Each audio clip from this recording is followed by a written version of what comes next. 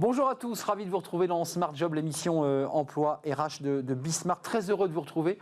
Émission en direct du lundi au vendredi avec vos rubriques habituelles, débat, analyse, expertise. Dans Bien dans son job aujourd'hui, on parle du leadership au féminin pour aider les femmes à prendre leur véritable place. On en parle avec une master coach dans cette rubrique. Smart et Réglo, état des lieux de l'activité partielle et de l'activité partielle de longue durée. La loi a changé depuis le 1er janvier.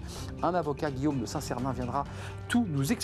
Une petite pause café qui sera d'ailleurs plutôt une pause déjeuner avec Fanny Griesmer. Oui, tous les salariés, une grande partie des salariés mangent à leur bureau. Est-ce légal? Est-ce bon pour la santé? Pas sûr. On en parle avec Fanny dans sa pause café. Puis le cercle RH aujourd'hui, c'est un grand entretien avec Patrick Lévivets. Il est le président de la fondation de Travailler Autrement, mais aussi le président de l'association des tiers-lieux. Il va remettre un rapport au Premier ministre, ce sera dans quelques semaines, et il nous dévoilera quelques chiffres clés et quelques propositions clés sur notre plateau. Fenêtre sur l'emploi avec Le Bon Coin et son baromètre trimestriel sur les tendances de l'emploi. Ce sera à la fin de notre émission, mais d'abord, c'est Bien dans son job avec une master coach.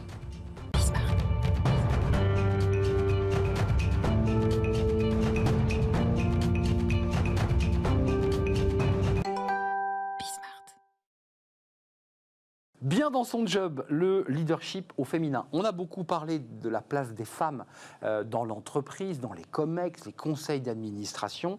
On va en parler avec Jenny Chamas. Bonjour Jenny. Bonjour. Alors vous êtes une figure, pour ceux qui s'intéressent à la toile, qui vont sur YouTube, qui s'intéressent à ce sujet. Vous êtes une master coach spécialisée dans l'accompagnement des femmes leaders. Vous avez eu une vie avant, évidemment, dans une très grande entreprise de textile à l'étranger. Tout à fait. Vous avez capitalisé, j'imagine que vous avez observé, non? Ça s'est passé comme ça? On observe d'abord. Observation. On est choqué même parfois. Expérience, j'ai envie de dire. Le fait d'être à la place de ces femmes leaders et ensuite de réfléchir à comment on peut faire les choses différemment. Vous avez écrit un livre au titre effectivement très clair, Ambitieuse et épanouie, W-Book, c'est l'éditeur. On vous voit en photo, vous êtes souriante, vous êtes ambitieuse et épanouie? Oui, je crois qu'on peut le dire. Assumée? Complètement.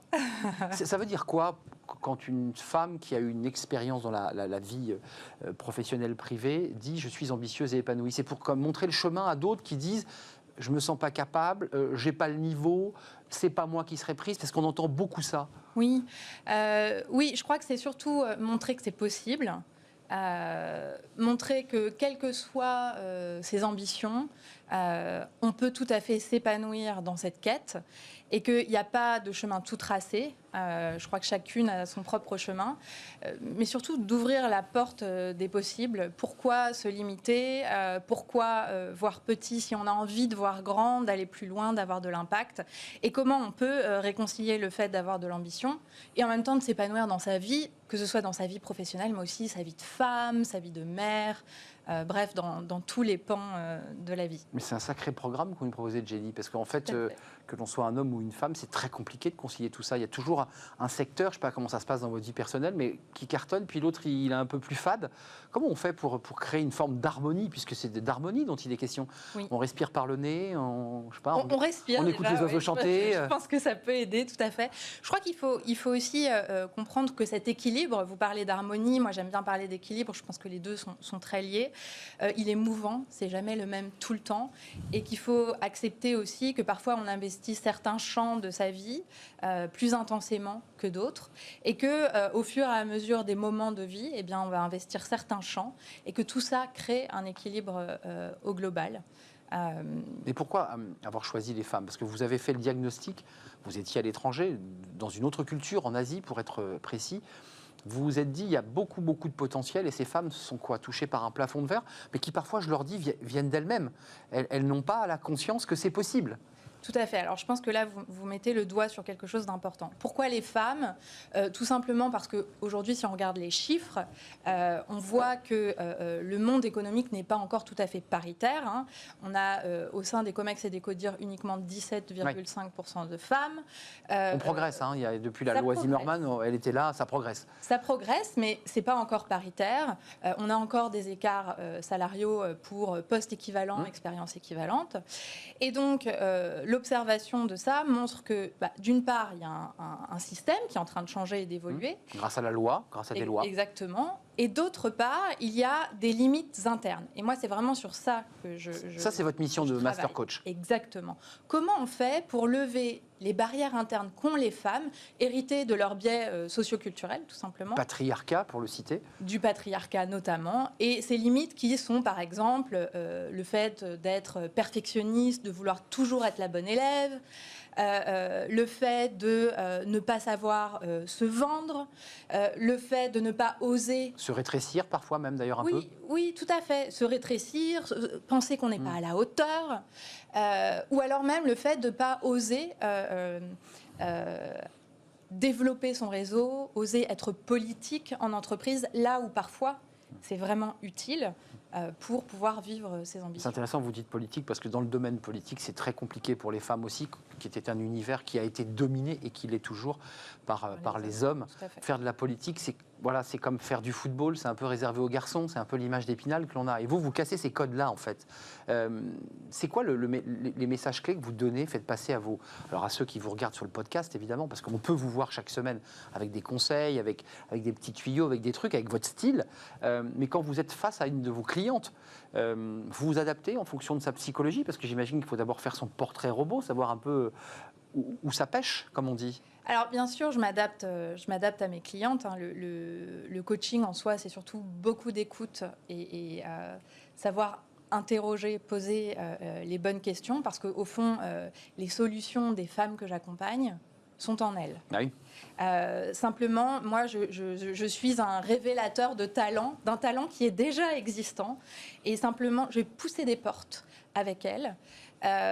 Et ça se fait en fait assez naturellement. Mais ça qui est pour être concret, c'est qu'elle vous dit, tiens, j'ai un rendez-vous important avec mon DG, avec mon DRH, donc vous préparez cet événement parce que vous lui dites, tu sais que tu peux le faire, c'est possible que tu puisses le faire, et vous lui donnez vous l'armez en fait, vous lui donnez des armes, des outils pour le moins. Tout à fait. Ce que je vais faire d'abord, c'est interroger. Mais pourquoi est-ce que tu as peur ? De quoi tu as peur ? Faire tomber les murs, quoi. Exactement. Et puis en interrogeant et en discutant, on se rend compte qu'en fait, la peur... On a peur d'un scénario du pire qui ne se passera pas. Parce qu'au pire, ce qui peut se passer, c'est que si on demande, je ne sais pas moi, à son DG, telle promotion ou telle augmentation, le pire qui puisse se passer, c'est qu'ils disent non. Bon, oui, c'est ça, oui. Le monde ne s'écroulera pas, mais au moins, on aura demandé, on sera allé vendre sa valeur, on aura mis sur la table ce qu'on était capable de produire pour l'entreprise, pour les équipes, et l'impact qu'on pouvait avoir. Mais les freins sont de quel type ? Puisque là, on est du côté des femmes et de vos clientes qui vous parlez à l'oreille, à qui vous faites rentrer des messages. En face, qu'est-ce qu'elles ont comme retour ? Est-ce qu'on a vraiment évolué ou on est encore dans une société où ce sont les hommes qui décident et qu'il y a une forme de machisme ou de rapport un peu distordu entre les femmes et les hommes ? C'est souvent brouillé, il y a une très forte communication sur le sujet, mais ça se passe comment en vrai ? Alors, en vrai, en tout cas, dans l'environnement dans lequel je travaille, donc j'accompagne des dirigeantes et des entrepreneurs, les rapports hommes-femmes sont assez sains. Je veux dire, en grande majorité, il faut l'entendre. c'est ce que je vois. Et donc, à partir du moment où on lève ces barrières, ce qui se passe souvent, c'est que le retour des pairs et des managers est que c'est absolument incroyable la façon qu'elles ont de changer, de se développer, de s'affirmer. Et souvent, des clientes qui n'avaient pas parlé du coaching qu'elles font avec moi à leur management, parce qu'elles se l'étaient autofinancées. Oui, bien sûr. Puis c'est un peu leur histoire. C'est un peu leur histoire. Le disent, parce qu'en fait, leur patron leur dit, mais attendez, mais qu'est-ce qui se passe là ? J'ai une nouvelle personne devant. Vous êtes une magicienne, Jenny. Alors non, mais il y a une forme de révélation. C'est ça, vous les révélez. C'est vraiment de la révélation de talent qui est déjà là, en fait, qui ne demande qu'à s'exprimer. Donc vous les accompagnez et quand il y a un échec, vous reprenez avec elles et on débriefe parce qu'il y a quand même des moments où les portes se ferment, où on ne peut pas rentrer au COMEX, où on vous le signifie. Vous séparez les éléments objectifs des éléments subjectifs parce qu'il y a quand même un vrai enjeu. Il y a parfois des éléments objectifs. Complètement. L'idée, c'est vraiment de gagner en autonomie et d'être capable d'auto-évaluer de façon objective. Ok, ça marche, ça ne marche pas, voilà ce que je ferai différemment la prochaine fois, plutôt que d'en faire une montagne et de se dire je suis nulle, je suis pas à la hauteur, je n'y arriverai jamais.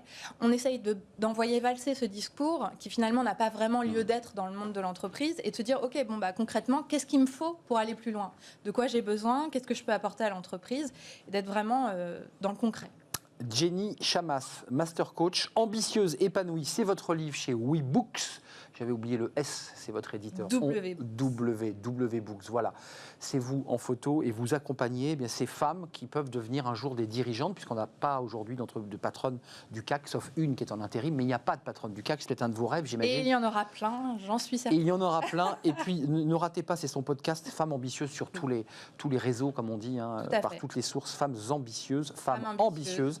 C'est le podcast que vous faites chaque semaine, ce qui est un vrai travail, pour vous transmettre des conseils, des trucs et de l'énergie, tout simplement. Merci Jenny d'être venue sur notre plateau. Merci à vous. Pour cette première, c'était un vrai plaisir. La suite de notre programme, vous le connaissez, c'est Smart et Réglo, c'est du droit. Bah oui, le droit, c'est important. Ça réglemente, ça régit nos vies.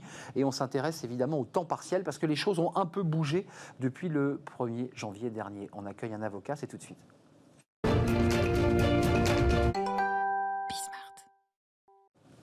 Smart et Réglo, notre focus juridique chaque jour sur ce plateau, un avocat, un conseiller juridique, un expert. Aujourd'hui, Guillaume de Saint-Cernin. Bonjour Guillaume. Bonjour Arnaud. Vous êtes déjà venu sur notre plateau. Je rappelle que vous êtes avocat associé au sein du cabinet BG2V, spécialiste en droit social, évidemment en droit du travail, entre autres. L'activité partielle, c'est important parce que on a eu un débat, même en débat d'ailleurs sur ce plateau, sur l'activité partielle. Qu'est-ce qui a changé depuis le 1er janvier dernier? Expliquez-nous, parce qu'il y a pas mal de petites choses et qui vont toucher au portefeuille d'ailleurs. Exactement. Donc en fait, l'activité partielle a profondément été modifiée et va l'être encore dans les mois qui viennent, puisque on sait que ça a coûté très cher en 2020. C'était quelque chose qui a été fondamental pour maintenir l'économie à flot, mais ça a coûté très cher à l'État. On imagine, on estime le coût de l'activité partielle à 27 milliards pour 2020. Donc, et progressivement, le taux d'allocation que l'État rembourse à l'employeur va diminuer, absolument. À partir de quand, pour qu'on soit précis? Parce que c'était janvier, puis ça a été repoussé. Alors exactement, c'est repoussé. Il y a plusieurs secteurs, mais pour le droit commun, disons, pour l'activité partielle de droit commun, ça va être repoussé a priori au 1er mars. 1er mars. Ça veut dire que ceux qui touchaient hors secteur tendu, hôtellerie, tourisme, pour être précis, on touchait 84% du brut. On passe à combien au 1er mars? Pour les salariés. Pour les salariés. On va passer à 60% du brut à compter du 1er mars pour les salariés. Et l'employeur, lui, perçoit aujourd'hui 60% du brut. Et à compter du 1er mars, il percevra 36%. Donc il y a un reste à charge de combien? De 40% de reste à charge? C'est à peu près, exactement. Donc ça veut dire que là, les clients que vous avez commencent évidemment, les DRH évidemment, commencent à arbitrer pour savoir comment ils reventilent leurs salariés. Oui. Et est-ce qu'ils inventent un nouveau modèle de télétravail? Parce qu'il va falloir les faire revenir sans les faire revenir. Bien sûr. Donc c'est ça le problème. Exactement. Mais c'est pour ça aussi que le mécanisme va encore probablement évoluer, puisqu'on a Elisabeth Borne qui nous a expliqué le 26 janvier que tant que la crise le nécessitera, l'activité partielle sera maintenue. Donc une ordonnance a été prise permettant à l'État de moduler au-delà du 1er mars les taux. Donc il est probable que ça évolue encore dans les semaines qui viennent ou les mois qui viennent. Mais sinon, oui, au 1er mars, le taux va significativement baisser, ce qui veut dire qu'il faudra inventer des nouveaux modes de travail, puisqu'effectivement, on a toujours cette contrainte du télétravail. Donc il faut arriver à s'organiser. Ouais, d'une manière insidieuse, c'est aussi une manière de pousser les entreprises à se tourner vers le télétravail. Oui, ou d'autres mécanismes. Ou d'autres. Alors, vous vouliez nous parler sur ce plateau, parce qu'on en a déjà parlé, et c'est l'occasion de faire aussi un état des lieux. L'activité partielle, le chômage partiel, c'était la stratégie du gouvernement pour sauver les emplois, pour que les salariés ne soient pas demandeurs d'emploi et en départ sec. Il y a l'activité partielle de longue durée. Est-ce que ça fonctionne d'abord? Alors, ça doit fonctionner. Et ça fonctionnera, mais pour l'instant, effectivement, avec les taux d'allocation dont la baisse est systématiquement repoussée, on n'a pas encore un intérêt massif à l'activité partielle de longue durée. On voit cependant qu'elle est mise en œuvre. On sait par exemple que dans les branches professionnelles, il y a 18 branches qui ont déjà conclu un accord de branche depuis le mois d'août. Ce qui montre l'intérêt des branches professionnelles pour ce dispositif, qui permet de réduire la durée du travail des salariés sur une période plus longue, d'attendre que la crise passe. C'est ça. Voilà. On dit quoi? On dit dans le cadre d'un accord d'entreprise ou un accord de branche, vous évoquiez la branche, et on peut aussi avoir un accord au sein de l'entreprise à ce niveau-là. Un accord d'entreprise, absolument. Et on dit aux salariés quoi, très concrètement? Vous étiez sur 35 heures, on va réduire à 25? On réduit de 40%. 40% maximum. Maximum. Qui peut être porté à 50% en cas de circonstances exceptionnelles, mais le droit commun, c'est 40%, sur une durée de 24 mois consécutifs ou non, sur une période de 36 mois. Alors, pour être extrêmement précis pour les demandeurs d'emploi et surtout les chefs d'entreprise, une partie est payée par l'entreprise, le reste est pris en charge par l'assurance chômage. Alors, il y a une partie qui est payée par l'État, comme dans l'activité partielle de droit commun, et puis pour les heures indemnisées, et le salarié perçoit une indemnisation et l'employeur perçoit une allocation versée par l'État. D'accord. Donc l'idée étant de pouvoir, là aussi, c'est pas uniquement éviter le chômage, c'est éviter la fermeture de l'entreprise. Exactement. C'est ça, hein, c'est sauver l'entreprise. C'est permettre une réduction d'activité au moment où on en a besoin. Pendant cette réduction d'activité, se focaliser sur la formation pour continuer de développer les compétences des salariés. Et lorsque la crise sera passée, lorsqu'on aura ce fameux rebond que tout le monde appelle de ses voeux. Septembre peut-être, peut-être un peu plus tard. Faire en sorte que les salariés puissent être mobilisés et ne pas avoir eu à licencier pour réembaucher derrière. En fait, bien sûr, c'est tout le problème, c'est de faire sortir quelqu'un pour le faire revenir. Exactement. Il reste au sein de l'entreprise et il garde son contrat de travail. Exactement. Et donc les droits attenants, voilà. ses cotisations retraite et tout ce qui va avec. Exactement. Quand même, le mois de mars est un moment décisif pour les avocats parce que vous faites du conseil auprès des entreprises parce que le pouvoir d'achat va baisser chez les Français, de fait. Oui, bien sûr. Ouais, bien sûr. Donc ça veut dire que là, il y a des choix difficiles, compliqués. C'est ce qu'on appelle quoi, retirer la prise. C'est doucement, on retire doucement la prise, on la retire pas sec. Non, on la retire. Ouais, absolument. On essaie de maintenir aussi bien que l'on peut l'emploi, éviter que la casse sociale soit trop importante. Et ce sont ces mécanismes-là qui ont ces objectifs précis. Juste un mot avant de nous quitter, parce que c'est des détails de droit qu'on se pose souvent quand on a signé un accord de branche ou un accord au sein de l'entreprise sur un accord de travail partiel de longue durée. Est-ce que l'entreprise peut engager un plan social? Est-ce que ça bloque toute initiative, je dirais, de licenciement et le plan social? Non, vous avez raison. En contrepartie, il y a un engagement qui doit être pris, des engagements qui doivent être pris par l'employeur, Et oui. soit en termes de formation, soit en termes de maintien de l'emploi. D'accord. Effectivement, il y a... C'est donnant-donnant. C'est donnant-donnant, absolument. Donc l'entreprise n'est pas en droit, ou alors il faut qu'elle quitte et qu'elle déchire. Ou alors il faut avoir des périmètres très distincts, donc un engagement pris sur une population très ciblée ou un site très ciblé, et éventuellement des plans mis en œuvre sur d'autres secteurs. Mais sinon, la règle, c'est un maintien de l'emploi ou de la formation. Ce qui semble objectivement assez logique. Dès lors qu'on décide de garder ses collaborateurs, on ne peut pas en même temps lancer un PSE. Et qu'on perçoit une allocation de l'État. Et qu'on perçoit des aides de l'État qui ont quand même permis, vous l'avez ressenti, vous, avocats avec vos clients, qui ont permis de sauver des entreprises. Bien sûr, bien sûr. On le voit. Bien sûr.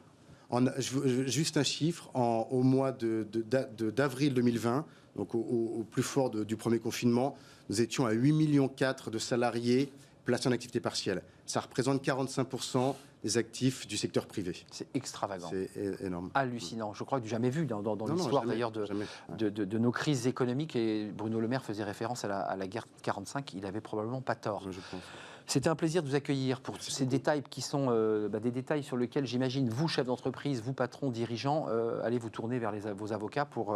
D'ailleurs, c'est insidieux, je leur dis, parce que ça va obliger les entreprises à mettre en place des accords télétravail, à mon avis, relativement rapidement, absolument. À partir de mars. Donc c'est un effet cliquet, en fait, de cette mesure. Merci Guillaume de Saint-Cernin, avocat associé au cabinet BG2V, spécialiste en droit social, en droit du travail, entre autres, parce que parfois vous faites aussi du pénal. Mes associés, oui. Vos associés, voilà. Merci d'être venu sur le plateau. On fait une petite pause café. Maintenant, on va faire plutôt une pause déjeuner avec Fanny Griesmer. Voilà, on a passé le café. Vous allez voir la pause déjeuner. Même dans les cabinets d'avocats, ils sont concernés. Parfois, on est tellement speed qu'on mange devant son ordinateur. Et les avocats vous le diront, c'est pas tout à fait légal d'ailleurs.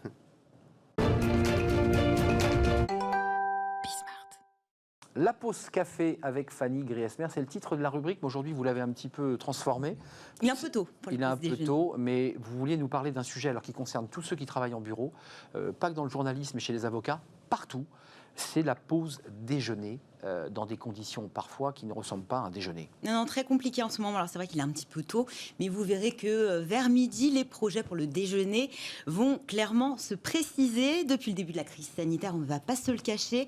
Les pauses déjeuner n'ont plus tout à fait la même saveur. Les projets sont relativement limités. Terminez le restaurant du coin avec vos collègues qui vous permettez de vous oxygéner un petit peu, vraie pause. De fuir le bureau, une vraie pause déjeuner.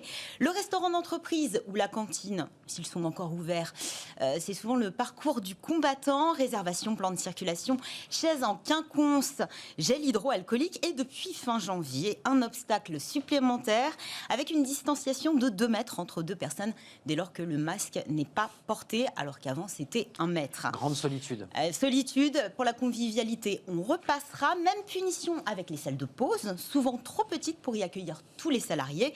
Prise d'assaut, que vous reste-t-il ? Manger dehors ? Avec la météo, voilà. En ce moment, c'est pas conseillé. Séduisante quand il faisait beau. Aujourd'hui, avec la pluie, le vent, le froid, à moins d'être sous un large parapluie et bien emmitouflé, bon, clairement, ça a de quoi décourager les meilleures volontés. Qu'est-ce qu'il y a d'autre ?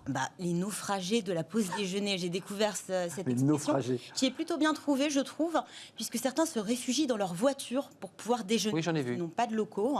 Donc, c'est sandwich tous les jours sur le siège de sa voiture. Et avec les miettes sur le tableau de bord. Confortable également. Ultime solution, rester au bureau et déjeuner devant l'écran de font votre une grande ordinateur. Majorité de salariés. C'est ce qui faisait d'ailleurs des salariés avant la crise Covid. Ça n'a rien changé. Je l'évoquais avec un avocat, vous avez entendu. Légal ou pas légal sur le plan juridique, puisque l'avocat a souri, puisqu'il savait... Il sait très bien de quoi je parlais. Sauf que beaucoup l'ignorent. Eh bien, c'est strictement interdit. Je cite le Code du travail. Il est interdit de laisser les travailleurs prendre leur repas dans les locaux affectés au travail. C'est ce que stipule le Code du travail. Et pourtant, qui n'a jamais avalé un sandwich, un dessert ou peut-être le contenu de sa gamelle devant l'écran de son ordinateur, certains même tous les jours.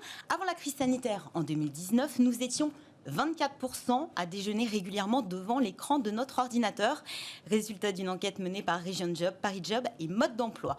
Donc maintenant, vous savez, si vous êtes partie de ces gens qui s'attablent devant leur écran, vous êtes tout simplement hors la loi. Votre employeur s'expose à une amende. Et vous, salarié, vous risquez une sanction disciplinaire. Sanction du DRH, mais qui reporte. Donc on se mord la queue, puisque si on mange à son bureau, c'est pourquoi d'ailleurs ? Quels sont les motifs qui font qu'on mange à son bureau ? On gagne du temps, on continue à travailler, c'est plus une pause ? C'est quoi ? On continue à travailler, effectivement, où on a peut-être envie de s'isoler, de déjeuner en paix. Comme dirait l'autre. Ce qui est très important, c'est que cette transgression n'en sera bientôt plus une, puisqu'il y a un décret qui doit être publié dans les prochains jours. En tout cas, c'est ce qu'a laissé entendre la ministre du Travail, Elisabeth Borne, la semaine dernière. L'objectif, bien sûr, vous l'aurez compris, c'est de limiter les contaminations pendant l'heure du déjeuner, la pause, où généralement, vous laissez tomber le masque. Alors, moi, j'y vois pas mal d'inconvénients au déjeuner au bureau devant l'ordinateur. Soyons très terre à terre. L'open space est déjà très bruyant. Si ça doit devenir aussi un endroit où les effluves de nourriture se mélangent, c'est un sujet. Ça peut être très très contraignant. Ou les vieilles boîtes rances qui restent sur la table quand vous reprenez le bureau. C'est les déchets qui s'accumulent. Dès lors que vous n'avez pas fini, vous pouvez mettre ça au frigo, au pire à la poubelle. C'est quand même beaucoup plus sympathique pour les gens qui viennent juste après vous. Autre dossier épineux, l'hygiène, parce que c'est vrai que sur le clavier de l'ordinateur, on l'a vu, il y a plusieurs études qui disent que ce serait beaucoup plus sale et un nid à bactéries, plus sale que la cuvette des toilettes. Oui, véridique. Et, le clavier, l'ordinateur. Donc, vous avez vos lingettes. Vous pouvez passer un petit coup sur votre clavier. Et puis, il y a aussi votre santé. C'est vrai que vous êtes devant l'ordinateur. Qu'est-ce que vous faites ? Vous mangez, mais vous regardez aussi votre écran. Donc, vous ne conscientisez pas l'acte de manger. Vous mangez vite, vous mastiquez peu. Et vous mangez beaucoup trop, puisque vous n'avez pas le sentiment de satiété.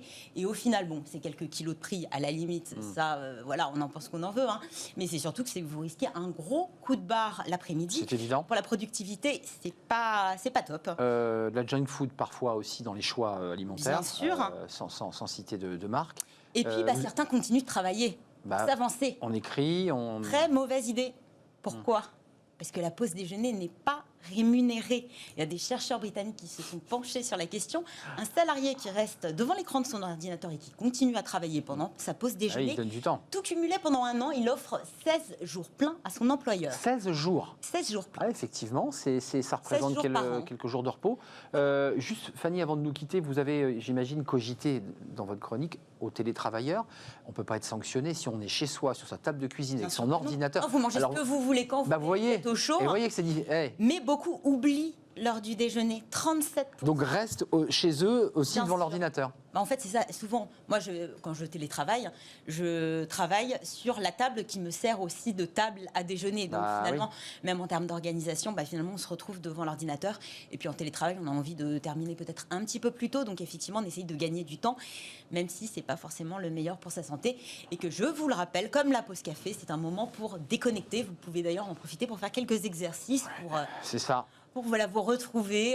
Ceux que vous nous aviez proposés la fois dernière. Exactement. Mais qui vont revenir, Sinon, rassurez-vous. Sortez, le couvre-feu, c'est à 18h, donc si vous avez l'occasion de sortir aussi pour vous dégourdir les jambes, c'est peut-être le moment. Enfin, on a appris que c'était interdit sur le plan juridique, mais que tout le monde le faisait et tout le monde le pratiquait. Attention à ce que vous mangez, détendez-vous aussi. Aussi, c'est important. Voilà, pour éviter que l'estomac soit en train de travailler pendant que vous réfléchissez, c'est pas compatible. On a envie de dormir l'après-midi. Oui, puis il y a la petite sieste de 15 heures. Et voilà. Et qu'on ne peut pas faire, évidemment. Merci. Micro-sieste aussi, Là, intéressant on fera peut-être... à revoir. C'est autorisé. Vous avez vu, il y a des petites bulles aujourd'hui Bien sûr.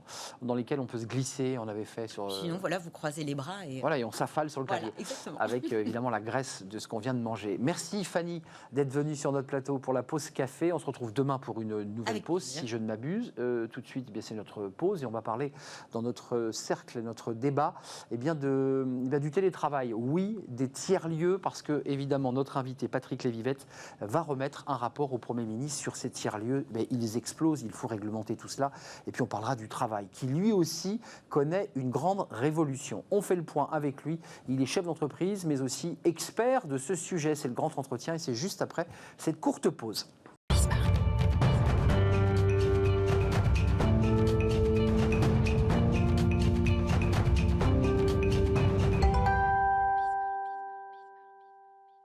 Le Cercle RH, aujourd'hui un grand entretien avec Patrick Lévivette.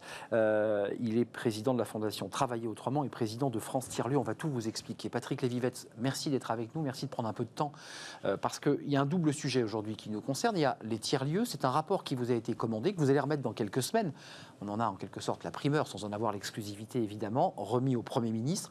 Les tiers-lieux, on en a beaucoup parlé, c'est tous les espaces de coworking et on va faire le point avec vous.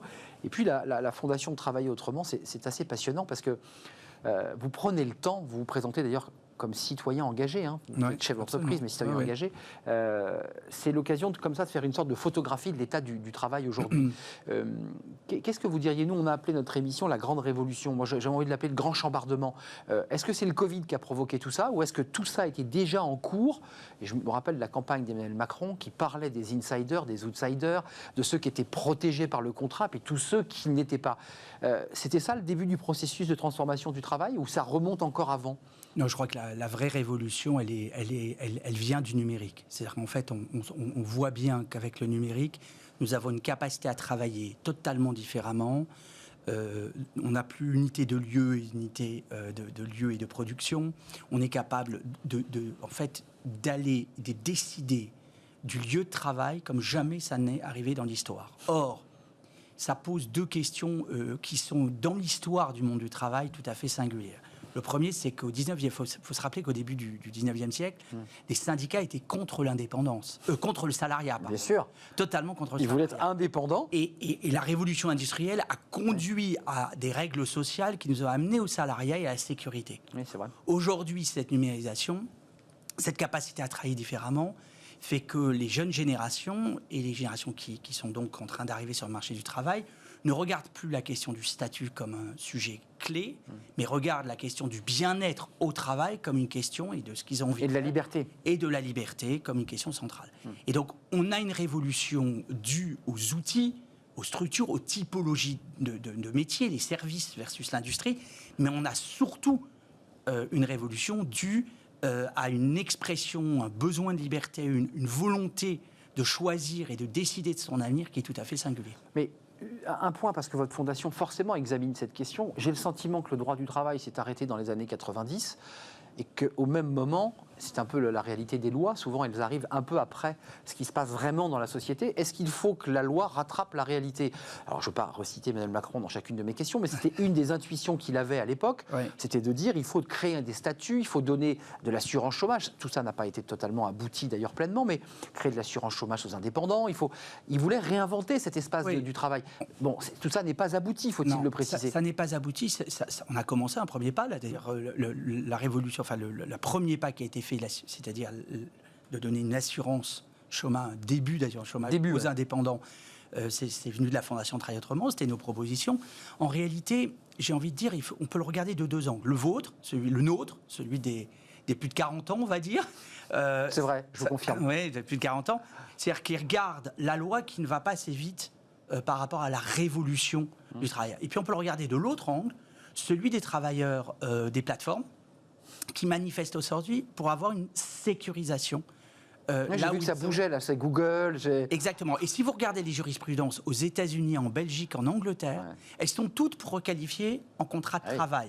Autrement dit, nous sommes à un moment de l'histoire où nous devons nous questionner de la sécurité et de la liberté en même temps, pas l'un ou l'autre, l'un et l'autre. Et c'est toutes les enjeux que les gouvernants auront dans les années qui viennent. Ouais, c'est assez paradoxal parce qu'il y a cette jeunesse qui va devant les recruteurs et qui dit mais moi ce que je veux c'est être libre et travailler sur 4 jours et pouvoir bosser 2 jours chez moi globalement. Absolument. Pour ceux qui en ont les moyens. Et puis dans le même temps il y a quand même aussi un besoin de sécurité. C'est possible de concilier les deux, c'est-à-dire avoir tout ce qui va avec un contrat de travail, une retraite, des cotisations. Alors il y a des dispositifs, moi je les connais bien, des dispositifs comme le portage salarial. Ça c'est votre activité de chef d'entreprise. Oui, mais qui sont une révolution. Mais il y en a d'autres qui viennent. Moi, ma conviction, c'est qu'on va finir par avoir ce qu'on appelle dans les pays anglo-saxons le umbrella company, le payrolling par ailleurs, c'est-à-dire en fait des tiers employeurs qui permettront de réguler en fonction des individus la nature des risques qu'ils veulent prendre et la nature des sécurités qu'ils veulent avoir.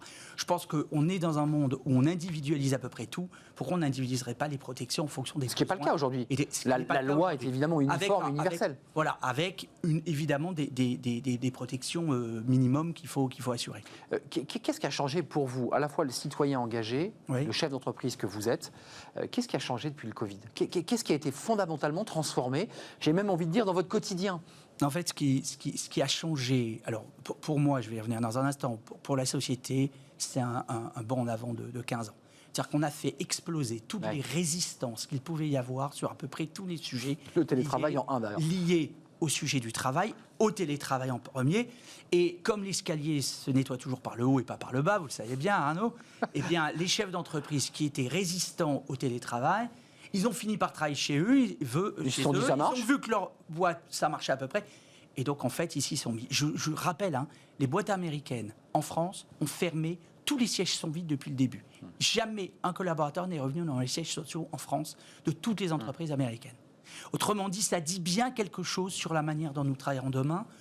Nous ne considérons plus le lieu comme clé, nous considérons la manière de construire du collectif, de retrouver des voies évidemment sociales importantes, mais ce ne sera plus le lieu qui sera déterminant du mode de travail. Non, mais sans vous faire parler de vous, mais vous êtes chef d'entreprise, vous dirigez une très grosse entreprise, justement sur le portage avec les indépendants, le portage salarial. Qu'est-ce qui a changé dans votre quotidien ? Vous aussi, vous avez dû vous y mettre, ou vous étiez déjà, j'allais dire, vous aviez déjà anticipé, grâce aux travaux de la Fondation Travailler Autrement et à votre regard sur le travail ? On n'avait pas plus anticipé que la moyenne des entreprises. On a fait comme tout le monde. On a surtout démontré qu'on était en capacité d'une efficacité pratiquement aussi grande. Ça, vous l'avez constaté ? Oui, constaté, avec des gains vraiment de bien-être au travail, parce que, évidemment, vous évitez de faire 1h30 de transport le matin et le soir, et avec des problématiques à résoudre qui font que quand vous avez des appartements ténus, il faut évidemment permettre que les personnes se retrouvent dans des lieux proches de chez eux éventuellement, voire viennent au bureau néanmoins. Mais voilà, donc il y a quand même une transformation très profonde de nos modes de travail. On va parler des tiers-lieux parce que le rapport est presque chaud, il n'est pas à l'imprimerie encore, mais pas loin. Enfin, vous êtes en train, j'imagine, de fignoler, de finaliser ce travail qui vous a pris beaucoup de temps, il faut le préciser. C'est quoi, c'est 2 ans de travail presque ? Non, c'est 1 an. 1 an. Mais le rapport qui avait conduit à la naissance de France Tiers-Lieux, c'est... rapport 2018 ? 18, c'est ça. France Tiers-Lieux naît en 2019 et on fait un rapport en 2020, enfin fin 2020. 1 an. Donc en fait, on a un recul de 1 an et demi qui est tout à fait spectaculaire en termes de résultats. Ouais. Et évidemment de visibilité sur la durée, de manière à pouvoir l'analyser. Juste une question à celui qui préside cette fondation Travailler Autrement. Il y a quand même une question de fond qui se pose et les entreprises sont face à cela. Il y a la masse salariale qui coûte à une entreprise. Il y a ses charges, évidemment, et il y a ses locaux. Avec le débat des tiers-lieux, la question des locaux, la question de la réorganisation, j'avais la DRH de la Société Générale qui me disait « mais on est 9000 dans la tour, il n'y a plus que 600 personnes ». Toutes ces questions sont posées, elles sont sur la table.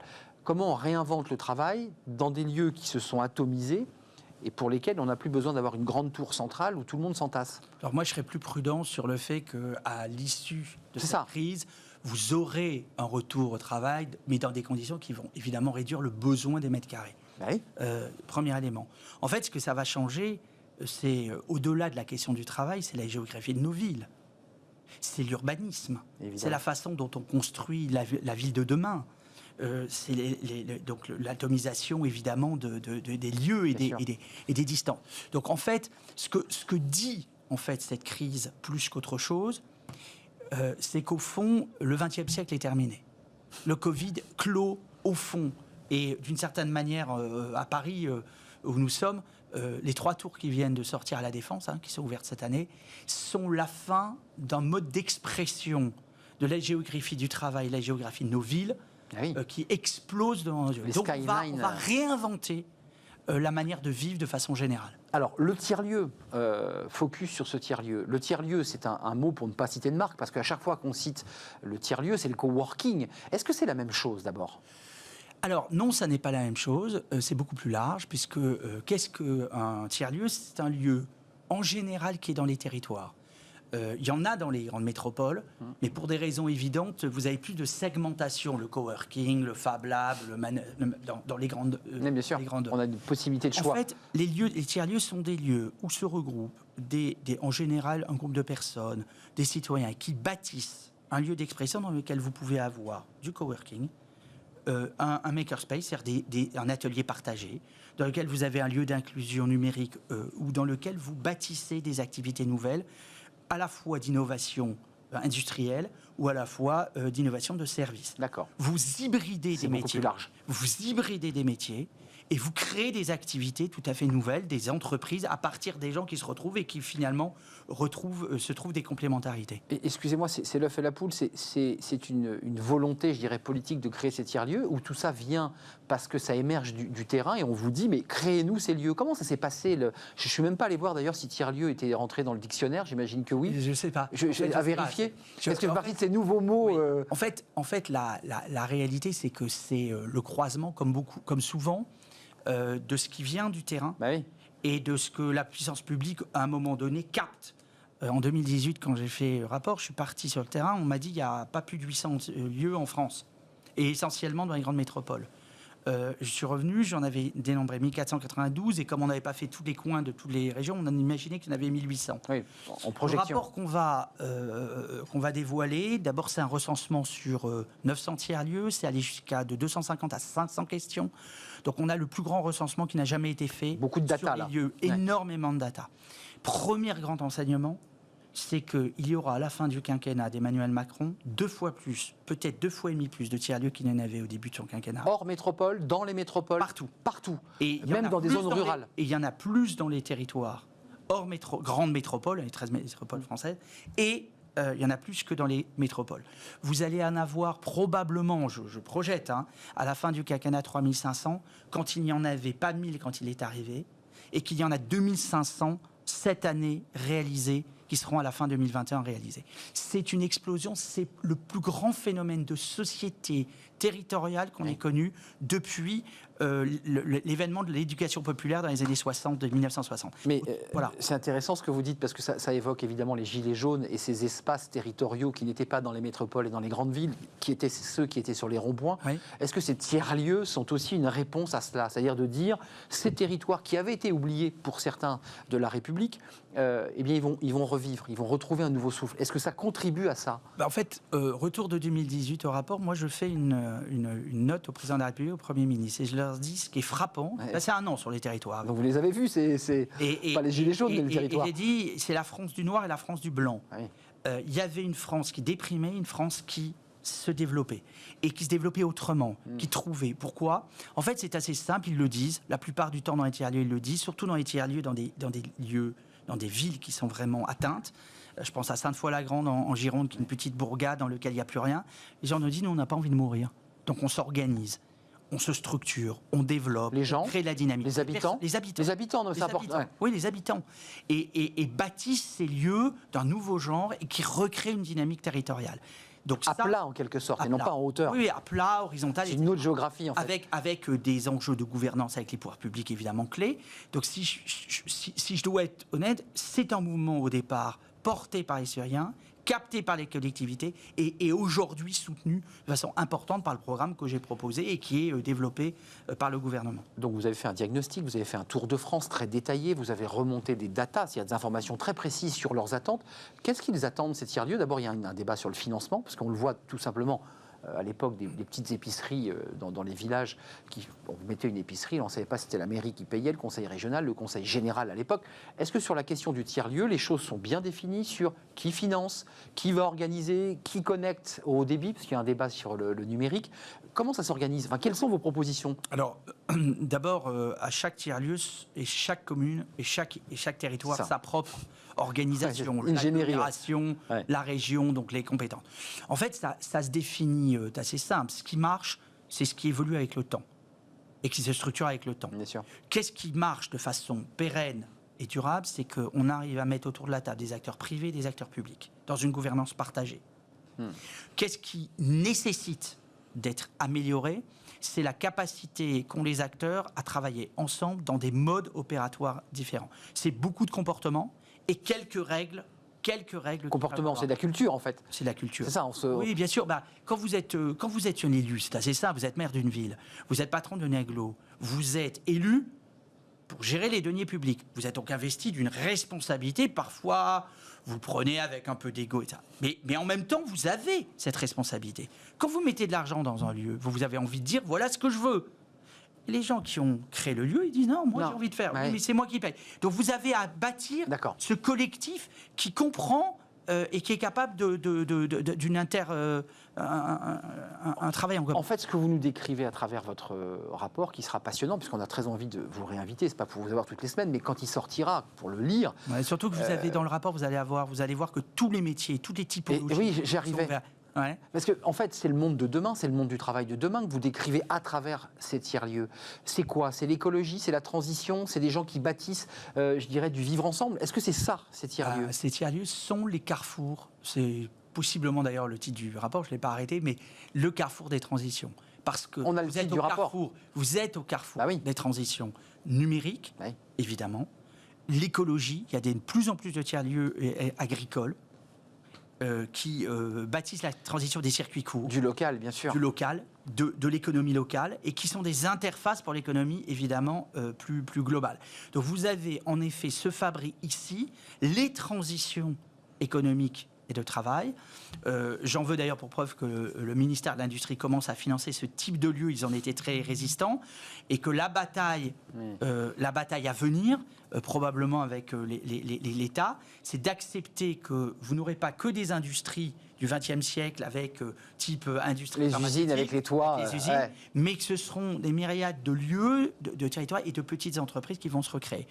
Voilà. On va d'ailleurs lancer avec probablement au moment de la remise du rapport un programme manufacture de proximité que j'avais proposé pendant la crise du premier Covid et que sous l'égide d'Alain Griset pour permettre ces ateliers partagés pour des artisans et des indépendants qui ont perdu leur activité, qui n'ont pas les moyens de s'acheter des machines et qui peuvent refabriquer tout simplement. Vous nous refaites la GAEC avec la moissonneuse-batteuse, en fait. Je refais ce que les citoyens ont besoin. Oui, on se partage un objet, pourquoi en avoir 5 alors qu'un seul... C'est un éternel recommencement. Mais c'est vrai.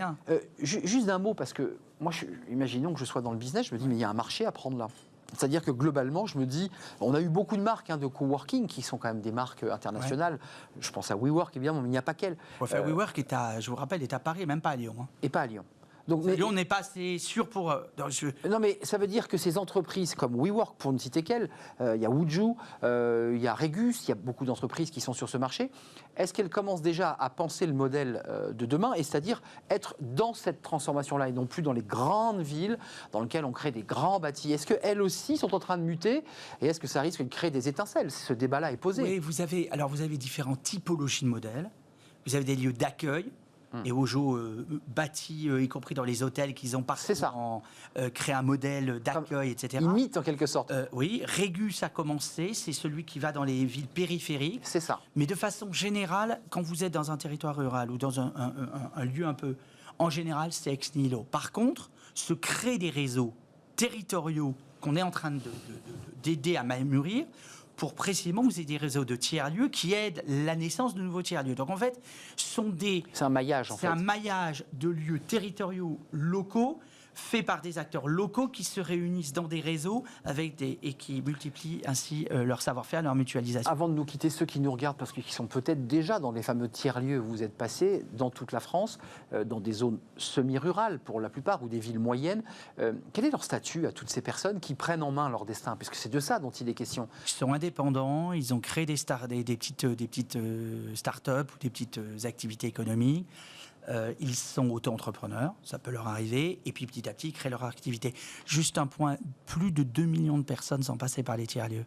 Plus de 2 millions de personnes. Je ne sais pas si vous imaginez ce que ça représente en l'espace de 2 ans. C'est-à-dire que vous êtes en train d'avoir une capacité d'attractivité de personnes qui va faire qu'évidemment vous allez avoir des activités qui sont nées. Vous savez, pas loin d'ici, à Montreuil, je vous invite à aller le voir, vous avez un endroit qui est magnifique, qui s'appelle ici Montreuil, qui est un des précurseurs des ateliers partagés. C'est 100 métiers différents, c'est 60 entreprises créées, des activités d'artisanat qui n'existaient plus, c'est magnifique, quoi.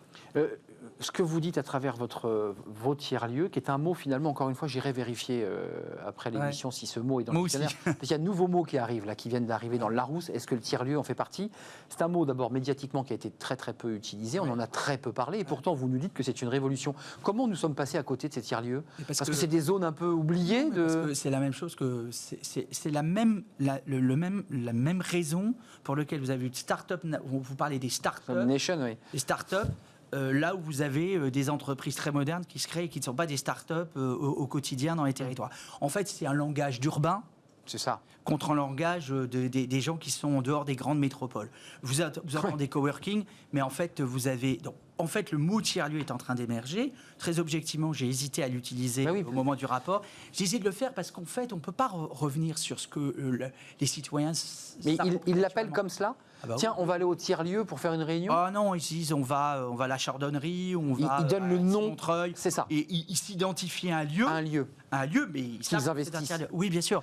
Mais ça monte, ça monte. Vous verrez que ce mot finira dans... Si ça n'est pas aujourd'hui le cas dans la route... il va monter déjà. Vous êtes en train de nous en parler sur ce plateau. Ouais, rapport remis dans quelques semaines. Vous n'avez pas la date. Ça sera remis à Jean Castex, de toute évidence. À sa demande, oui. Juste un mot sur les indépendants. Est-ce qu'il faut, puisqu'on l'a évoqué au début de notre entretien, il faut réellement sécuriser ces parcours? Les indépendants, avec la crise Covid, se sont retrouvés en situation très délicate.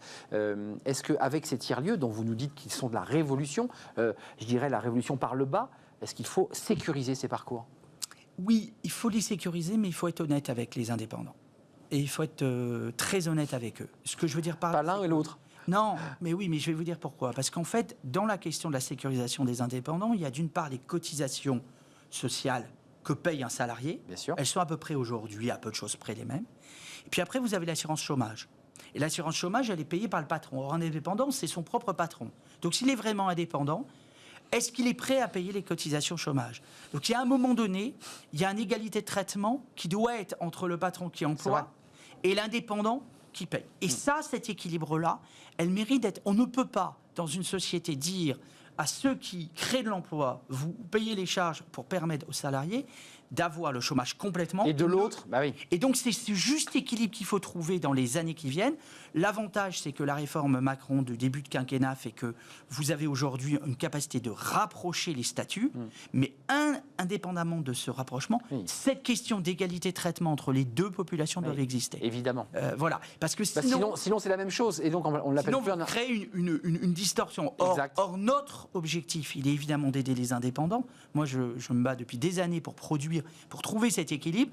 Mais en revanche, on se bat aussi pour que des entreprises naissent et que des chefs d'entreprise aient envie d'embaucher des gens, ce qui est parfois plus tout à fait le cas. Et donc, il faut donner cette envie et continuer à donner cette envie. Surtout en ce moment. Merci Patrick Lavivette. Vous avez vu, on n'a pas vu le temps passer.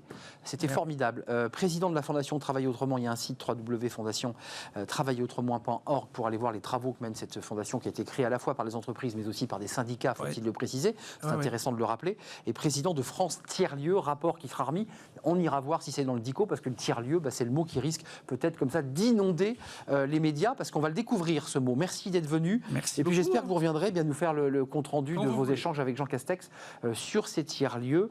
C'est bientôt la fin de notre programme. Maintenant, c'est Fenêtres sur l'emploi. On va parler du Bon Coin, oui, qui est devenu incontournable en matière de recrutement. On fait le point avec justement le baromètre Pôle emploi. C'est tout de suite. Avec le groupe Belvedia, préservons les ressources de demain.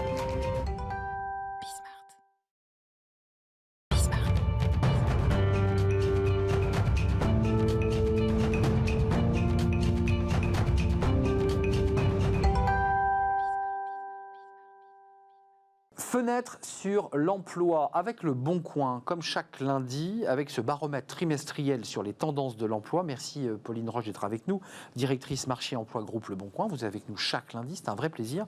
Quels sont les enseignements de ce baromètre trimestriel réalisé avec JDN parce qu'on voit quand même très nettement qu'il y a un avant-Covid, un après-Covid. Oui, Vous êtes d'accord? Oui.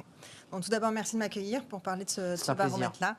C'est important pour nous, en fait, en tant que Le Bon Coin, d'être, comme on est représentatif en fait, du marché de l'emploi, avec nos millions de visiteurs uniques et nos milliers de recruteurs aussi sur le site, puisqu'il faut savoir qu'on est le deuxième acteur en termes de nombre d'annonceurs, on est représentatif. Et donc, fournir au marché ces informations sur comment va l'emploi, c'est très important pour nous. Et en effet, comme vous le dites, il y a un avant-Covid et un après-Covid. Mais parfois, des chiffres sont un peu surprenants. Parce qu'au final, on a vu que sur l'année 2020, il y avait plus 21% d'annonces d'offres d'emploi sur le site, alors qu'on aurait pu croire qu'il y avait beaucoup moins d'annonces. Avec 2 temps, principalement. Donc en avril et mai, on a vu plutôt une destruction des annonces d'emploi, puisqu'on était plutôt à moins 2 et moins 4%. Par contre, au mois de novembre et au mois de décembre, on était à plus 25 et plus 28%.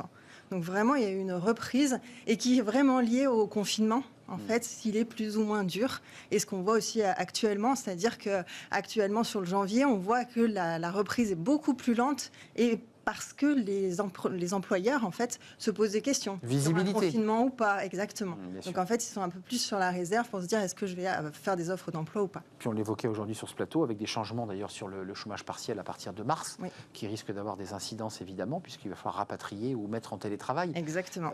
Alors ça, c'était les chiffres statistiques sur le nombre d'annonces. En termes qualitatifs, c'était quoi les annonces recherchées? Et est-ce qu'on voit une différence entre l'avant-confinement, puisqu'il y avait des secteurs qui étaient très en pointe, Oui. et puis on s'aperçoit, là, avec vos chiffres qui sont incroyables, et comment on a changé totalement de secteur. Après, c'est assez logique quand on voit ce qui s'est passé pendant le confinement. C'est ça.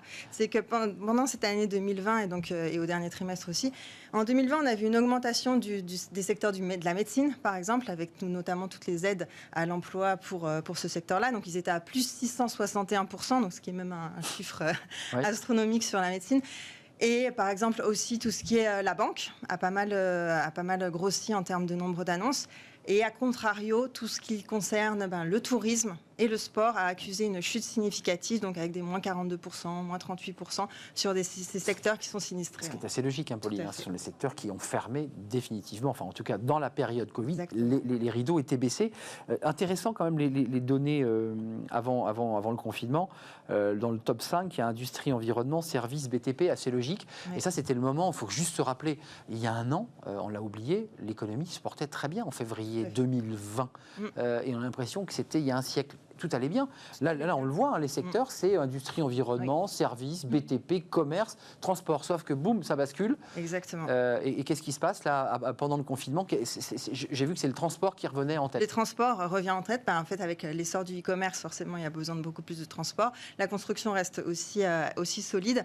Mais par contre, oui, hôtellerie et restauration restent en deçà. Et ce qui est intéressant aussi à voir, c'est en fonction des régions aussi. On voit des différences significatives en fonction des régions. Les disparités Alors, sur l'année 2020, par exemple, des territoires plus ruraux ont vu un essor avec des croissances à plus de 100%, plus 140. Comment vous l'expliquez? Parce que la Creuse, on dit que c'est effectivement, il y a plus de vaches que d'habitants, et avec beaucoup de respect pour les Creusois. Pourquoi? Comment vous l'expliquez? Il y a eu des transferts de cadres qui sont venus s'installer Des transferts potentiellement d'entreprises, de cadres, une volonté d'aller hors centre-ville, le développement du télétravail également. Et c'est vrai qu'en parallèle, Paris et l'Île-de-France affichent une croissance négative en termes d'offres d'emploi. On a vu le transport logistique, les services, l'hôtellerie, restauration et le BTP. C'est assez particulier parce que pendant la campagne et ces confinements, les hommes politiques, les élus, les ministres qui venaient sur ce plateau disaient mais il n'y a pas de souci, le BTP continue. Visiblement non. Ils continuent à recruter. Oui, mais enfin, ils sont quand même ils sont descendus par rapport à avant confinement. Parce ils continuent légèrement à recruter. Oui, il y a toujours une crainte de l'avenir et de se dire est-ce que je recrute maintenant et après, derrière, qu'est-ce que je fais de mes collaborateurs. Donc c'est vraiment intéressant de voir que l'emploi est quand même un catalyseur de toute l'activité économique. Rappelons que 800 000 Français trouvent un emploi chaque année. Tout à fait. Crise Covid ou pas, d'ailleurs, c'est un peu baissé par rapport à 2020-2021, où vous êtes sur le même étiage malgré la crise Covid et malgré peut-être des employeurs qui mettent moins d'annonces. On est sur le même étiage parce que en fait, on va être sur beaucoup plus de recruteurs aussi qui arrivent. C'est l'augmentation du nombre de recruteurs qui augmente. C'est pas forcément le nombre d'annonces par entreprise qui change un peu. Ça dépend en fait des secteurs d'activité. Il y a des secteurs d'activité qui ont les deux. Avant de nous quitter, Pauline Roche, Le Bon Coin, parce que vous le dites, vous faites une photographie grâce à vos datas, grâce à vos informations. On s'attend à quoi dans les 3 mois? Vous faites des prospectives, j'imagine, puisque vous faites des analyses avant, après. Vous nous disiez janvier, pied sur le frein. Oui. Là, on est entré dans février. Est-ce que, avec les annonces gouvernementales, vous avez senti un frémissement? Alors, avec les annonces gouvernementales, pour l'instant, les entreprises sont plutôt en mode on va attendre. Parce que c'est l'épée de Damoclès. Exactement. D'accord. C'est est-ce que je vais pouvoir continuer à avoir une partie de mon activité? Oui. Est-ce que ce sera un confinement comme novembre? Est-ce que ce sera un confinement comme mars où je vais devoir mettre beaucoup plus de personnes en chômage partiel? Donc les entreprises sont vraiment très attentistes et ont du mal à se projeter dans l'avenir pour l'instant. Donc pour l'instant, les entreprises qui viennent chez vous sont dans un entre-deux. Elles attendent. Voilà. S'il y a confinement, évidemment, les choses ne sont pas les mêmes que si, évidemment, les choses se poursuivent. Donc il faut peut-être attendre mars, puisqu'on l'évoquait sur ce plateau tout à l'heure, avec les modifications d'ailleurs de chômage partiel, qui vont modifier le pouvoir d'achat des salariés. Pauline Roche, est-ce qu'on a fait le tour? Je pense qu'on a dressé quand même le portrait, la photographie de la situation avant, après, et en janvier, ça c'est important de savoir, et en février. Donc pour l'instant, pas d'augmentation des annonces en février, vous le confirmez? Pour l'instant, on est assez ISO, oui, tout à fait. Voilà, donc c'est pas atone, mais en tout cas, c'est le même niveau que janvier. Et les entreprises attendent d'avoir les annonces du gouvernement pour pouvoir se dire on recrute et on les accompagne à toutes les étapes pour leur amener le maximum de candidats. Parce que les candidats actifs restent très actifs et par contre les candidats passifs sont beaucoup plus en attente, donc il faut aller les chercher et Le Bon Coin est le bon moyen pour aller les chercher. Le Bon Coin va chercher les candidats. Attention de ne pas vous faire attraper comme ça à travers l'ordinateur par le Bon Coin, méfiez-vous, ça sera un plaisir. On se retrouve la semaine prochaine, lundi prochain, Pauline Roche, directrice marché emploi groupe Le Bon Coin. On verra évidemment le thème que vous nous proposez. Aujourd'hui c'est une photographie, on a découvert quand même avant de nous quitter qu'il y avait des régions, des territoires qui pour le coup créaient de l'emploi alors que c'était des régions qu'on n'attendait pas. Ça c'est une bonne information.